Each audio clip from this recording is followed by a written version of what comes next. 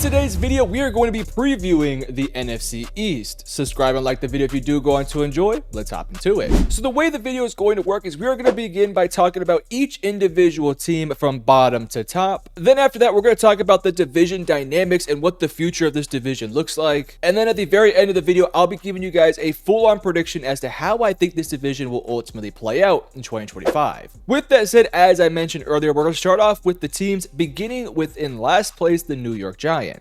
Obviously, last year was a disappointing season for the New York Giants. They only managed to win 3 games in what was thought to be a pretty important year for a lot of different players. Daniel Jones, of course, was a starting quarterback early into last year. That did not work out, and then once that thing kind of broke down, everything afterwards just did not go your way. The nice thing about this team, though, is I actually think this team is pretty damn talented. For a 3-14 team, this is a really solid roster with a lot of building blocks to kind of build around. Now, I think it's important to talk about the schedule here in just a moment, which we'll get into. And then at that stage, we'll also talk about Brian Daboll and his job. But real quickly, let's just kind of look at the depth chart. And again, I just think it's a pretty solid team.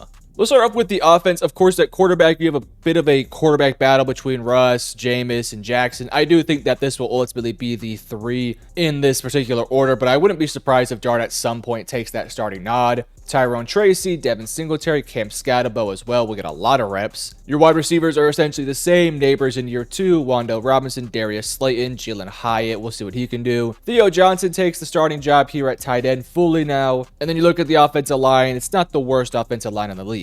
When I look at this offense, last year the offense was not very good, particularly because of quarterback play. And even though I do think they have upgrades potentially in the quarterback room, I don't really know if right away I'm expecting any of these guys, Russ, Jameis, or even Jackson, to go in there and be like a massive upgrade. With that said, any starting level quarterback is an upgrade over what you had last year. If Russ can look like kind of not necessarily his former self, but if he can look similar to how he did in that second year with Denver, then I think for the Giants, you'd probably take that. The rest of the offense is actually kind of talented. There's some nice running backs here to work with, a bit of a speedy guy in Tyrone Tracy with a bigger bruiser style guy in Scatterbo. Neighbors is one of those dudes at receivers. You brought back Slayton who could win downfield. Theo Johnson has some receiving upside. I think the offensive line isn't particularly special, but I think you have some fine tackles. The interior wasn't very good last year, but you do bring in Marcus and Bo. You're hoping John Michael Schmitz takes a step forward. And keep an eye on Evan Neal. I know he sucks at tackle, but he's been putting on some decent things from what I saw at guard. So keep an eye out on him at that guard position. All in all, this offense should be better than what it was last year, albeit not like incredibly better. To me, though, the strength of this team is actually going to somehow be on defense. Because when you do look at this defense, they have one of the best defensive lines in the entire NFL with legitimately like 3 to 4 dudes who can all get after the quarterback in one go. Dexter Lawrence up the middle is one of the best interior defensive linemen. Brian Burns off the edge. Abdul Carter, Kayvon Thibodeau. I think this unit does lack like depth, but I do think they have a quality amount of starters. I also didn't even mention guys like Chauncey Golston, Darius Alexander, who you brought in, so on and so forth. So I think this defensive line is actually really good. And I also think they have some really solid starting linebackers. Bobby Okereke can get a ton of tackles. Micah McFadden's pretty good. In the secondary, Tyler Nubin takes a bigger step forward. Javon Holland is now on the roster. You brought in Paulson Adebo to be your cornerback 1. We'll see if he's healthy or not. And you're just kind of relying on Deontay Banks. With all that said, though, the Achilles heel for this team is going to be their absolutely brutal schedule. Washington, Dallas, Kansas City, LA, Philly, Denver, Philly, San Francisco, Chicago, the entirety of the NFC North. The end of the season is not the worst, but you still have Washington, Minnesota. The Raiders will be competitive, and the Dallas Cowboys again. This Giants team will be more competitive than what a lot of people think they will be, but I don't see them making the playoffs just simply off the back of how brutal the schedule is. And that does kind of make me a little bit worried for Brian Daboll and his job security. I hope that there is some understanding of just how brutal the schedule is and the fact that they're developing a young quarterback, but we'll just kind of have to wait and see. Moving over, let's talk about the Dallas Cowboys. In 2024, the team dealt with injuries all across the board. Micah missed 4 games. DeMarcus Lawrence was out for most of the year. Trevon Diggs missed a couple games.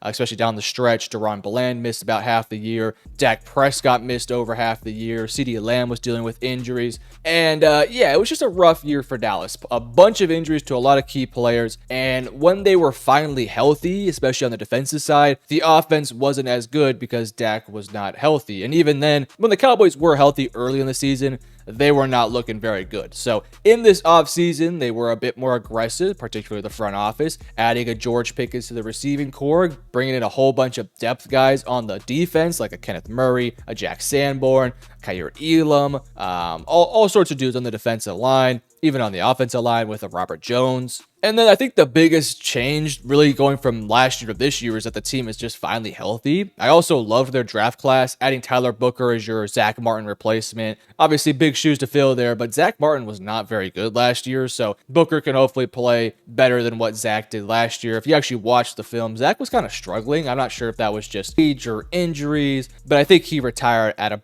about the right time. So Tyler Booker takes over there. That offensive line is ridiculously young. Tyler Guyton at tackle, first round pick just 2 years ago. Booker's a rookie. Tyler Smith isn't even on his full second contract yet. Cooper Beebe's like a second year guy, and Terrence Steele is the veteran of the team, but even he is only like 28 years old. So this is a stupid young offensive line, which will probably mean there will be some volatility with this unit. On the defensive side of things, though, I expect this defense to be kind of decent next year. I think you have a plethora of pass rushers. Micah, of course, Dante Fowler, Osa up the middle. You brought in Donovan Ezaraku. Sam Williams gets healthy. You have Marshawn Nealon from last year. So a good amount of pass rushers off the edge. I do worry about the interior still. Obviously, Osa got the big payday. Mozzie Smith has not worked out yet. He's going to be asked to play a big-time role for this team next year. If he can't get the job done, then you're probably going to be relying on Solomon Thomas and like your day 3 pick and Jay Toa, which is obviously not ideal. So we'll see about that. But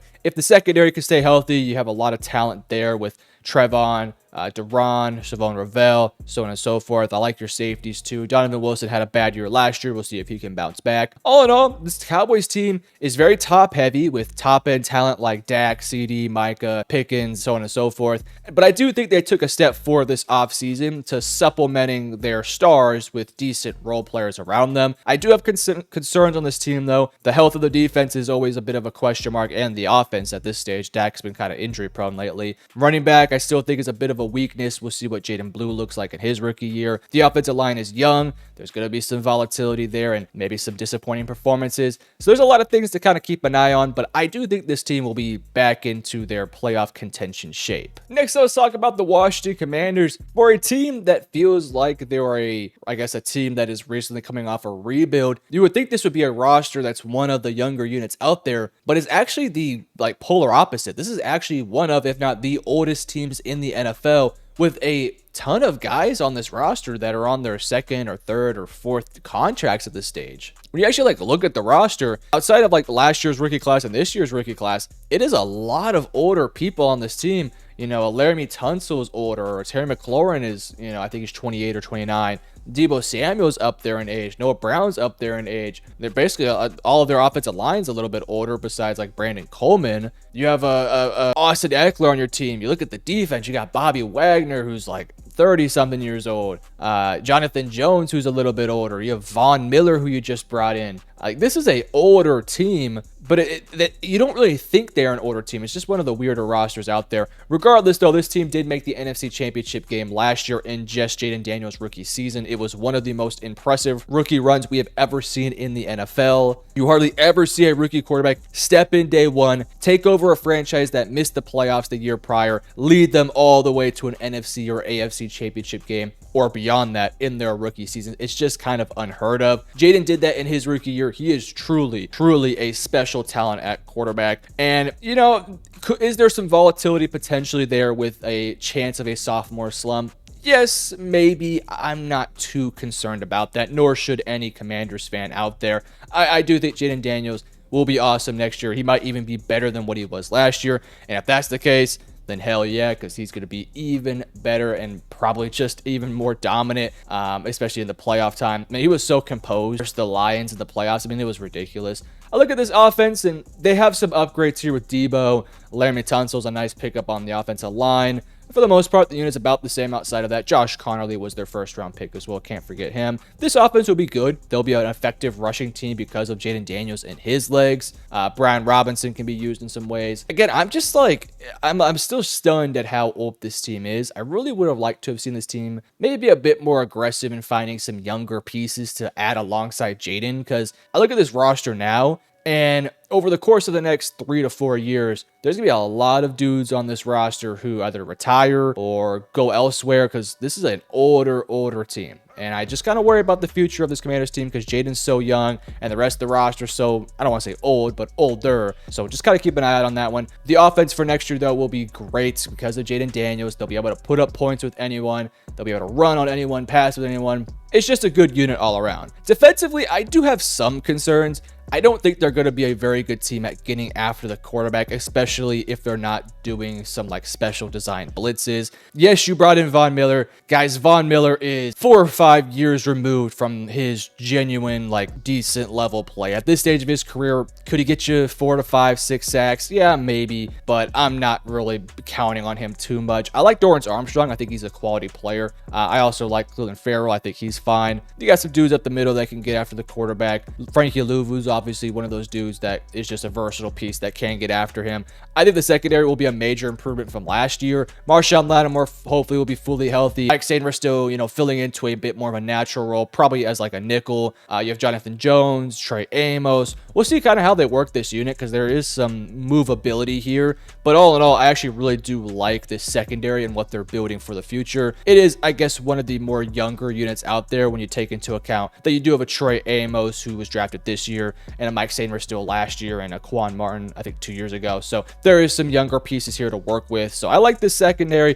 Not the biggest fan of the front four. I think it's good enough. Plus, I think your linebackers are pretty dang special. So all in all, this is going to be a really good Commanders team next year. I do worry about 3 to 4 years down the road, but the Commanders will worry about that in the future. I think they are a playoff contender, and if certain things go their way, I wouldn't be terribly shocked if Washington found a way to enter into like actual Super Bowl contention. I think it's a little bit far-fetched right now, but I just think it is possible. But lastly, let's talk about the Philadelphia Eagles. I'll be really quick because I talked a lot about the other teams. Philly, Super Bowl winners, a loaded roster. A lot of new faces are going to be playing a lot of snaps on the defensive side. You lose Milton, you lose Josh, Darius, Mekhi Becton on the offense. And now you're going to be asking a lot more from a Nolan Smith, Azeez Ojulari. Cooper DeJean's going to have to play even a bigger role next year. You're going to have to find another outside corner opposite of Quinyon. Maybe that's Akili Ringo or somebody else. We'll have to wait and see. Tyler Steen is probably going to be your new right guard, and I think he's fine, but he also showed some bad play here and there. I don't know. This is going to be a really good team regardless. The Eagles are one of the few rosters out there that are always sort of thinking a few years in the future. They're not necessarily worried about, taking positional value in the 4th round because they're not going to probably start those guys. They're stashing away talented players, letting them develop, and, eventually those guys end up playing bigger roles for this team. They've done it with guys like Josh Sweat, for example, who I think was like a day 3 pick. Same with Milton Williams. Like, those are guys who were not 1st or 2nd round picks that played a massive role in them winning a championship. This Philadelphia team has the same core as last year: Hurts, Brown, Saquon, so on and so forth. Yes, you lose your offensive coordinator, but I'm not too worried about that. All in all, the Eagles feel like a pretty safe bet to win this division. Now let's talk about the division dynamics here. This is a kind of a weird division. Usually there's sort of a theme with divisions. For example, the NFC North. That's a young division with a lot of young pieces, with a lot of players on the rise, and I guess teams on the rise as well. We talked about the NFC South. You have a couple rebuilding teams, you have a couple contending teams, but all those teams are pretty young and building towards the future outside of like Tampa Bay, who's building for the next 5 years. In the NFC East, this is kind of a weird division where it's like, okay, you got Philadelphia, who's a younger team, but they're contending for championships. You got the Commanders, who are an older team with a younger quarterback, who are contending for championships too. You got the Cowboys, who are kind of this weird mixture of older and a bunch of players in their prime, and they're trying to contend for playoff spots. And then you got this really youthful Giants team that's trying to build towards the future and trying to acquire more talent, but they have a lot of question marks to answer there as well. So a lot of questions to answer in this division. I'll say this: I actually think that this will be the first time in, I think, 15, 20 years that we're going to see the same division winner. I do think the Philadelphia Eagles will win this division. Spoiler alert for my predictions. I think they're the heavy betting favorite, and rightfully so. They were great last year. They'll probably be great again. They're a young team too, so they're only going to continue to get better. I would say the team that I am most concerned about with their future is probably Dallas, because they're paying a lot of players a lot of money. And when you're paying those top end talents a lot of money, like a CD, a Dak, a Micah, who's about to get paid a shit ton of money, especially after what Jerry Jones said about him yesterday, which was so stupid. Jerry, keep your mouth shut, my man. I worry about them and their future. They kind of feel like the team that at any year now, over the course of the next 3 to 4 years, they could just implode and really get screwed over, or they could be really good. I don't know. I also kind of worry about Washington. I know it's weird to say, but again, when you just kind of throw in the context of how old this roster is, it is kind of bizarre. As long as they have Jaden, though, they'll be fine. So with that said, let's go ahead and hop into my predictions for the 2025 season. In last place, I do have the New York Giants. Now, I want to say this. I do think the Giants are taking steps in the right direction. I actually think they're a very talented roster that a lot of people are going to, say, can they go 0-17? Can they go 1-16, 2-15 because of their schedule? But no, this is going to be a very competitive team that will find ways to win games next year. Like, this is not going to be a, 3-win team yet again. At least I don't think they will be. I'm predicting somewhere along the lines. By the way, I'm not going to give you like an actual amount I think they will win. I'll give you like a range. Later in the offseason, I'll do another video, regular season, postseason, Super Bowl playoff predictions, all sorts of things. We'll do that later in the offseason. For now, just kind of give you a range. I think the Giants will win somewhere between 5 to 8 games next year. I'm kind of thinking I'm like in the middle here. I think 7 is like my actual sweet spot. This will be a competitive team next year. They have a really solid defense. I think Brian Dable is a competent coach. I think that there's a lot of players here with a lot on the line. I think Jackson Dart could step in at some point, maybe give some juice to this team to help them get a few more wins. I think it's possible for the Giants to win about 7 games next year. In third place, I do have the Dallas Cowboys. Again, I like this Cowboys team. I think they will be in playoff contention, but this team has a lot of question marks they have to answer. They are a, mixture of younger pieces with some veteran pieces, and I think they're very, very, very talented, but I have a lot of question marks about Brian Schottenheimer at head coach. The offensive line has a lot to prove. I still think the running back core is generally pretty weak. The injury stuff on the defense is always going to be a concern for me, although I do love the new hire of Matt Eberflus at defensive coordinator. That'll get the job done for sure. They'll be a good team. My range is somewhere between 9 to 11 wins next year. If they do get to that 11 mark, I think they'll be a playoff potential team. But if they get to that 9 mark, they're probably not going to be there. But I think they will be a competitive team that if they could sneak into the playoffs, I wouldn't be surprised if Dallas could make some noise because they are a very talented team. In second place, I do have the Washington Commanders. Again, I don't really see a whole lot of changes with this division. I think it'll be the same as last year. I do think Washington will take a step forward, but I don't necessarily know if that's going to show within their record. I think they will be a competent offense. I think defensively, their secondary will be good. Worry a little bit about the edge rushing room and how often they'll be able to get to the quarterback. But all in all, this Commanders team is essentially the same as it was last year. And you add veterans like Debo. Of course, let's hope that Terry gets his contract soon. But you get a Laramie Tunsil, you add in a Von Miller, Marshawn Lattimore gets fully healthy. And I just think Washington will take a step forward. Now, I'm not going to predict them to win too many games. I think their range is somewhere between 11 to 13 wins next year. I kind of think they're going to be a 12-win team. So, assuming Jaden Daniels doesn't have a sophomore slump, which I'm not going to do so, this will be probably like again, I say 11 to 13, but I'm kind of thinking 12. But in first place will be the Philadelphia Eagles. Now, I expect this Philadelphia team to take a bit of a step back, especially defensively, but I don't necessarily think it's going to be enough to have them just fall down completely. Like, they will be fine. I could see them screwing up a few times this upcoming season, but ultimately, I do think that they will win the division, and I think they have a really solid chance of being the number 1, 2, or 3 seed in the playoffs. My range for them is somewhere between 12 to 14 games. Last year, they won 14. Because I think they'll take a step back, I think the sweet spot's right around that 12 to 13 range. If they do win 12 games, they could still win the division. They could still make the playoffs. There's no concern here. Philadelphia will be a playoff team. Offensively, they'll be spectacular like they were last year. I just have some concerns about they lost a lot in the offseason. Can they actually find a way to replace those guys? But you let me know in the comment section below who's going to win the division and what is the order. Let me know down below. If you enjoyed, hit the like and subscribe button. Love you guys. Peace.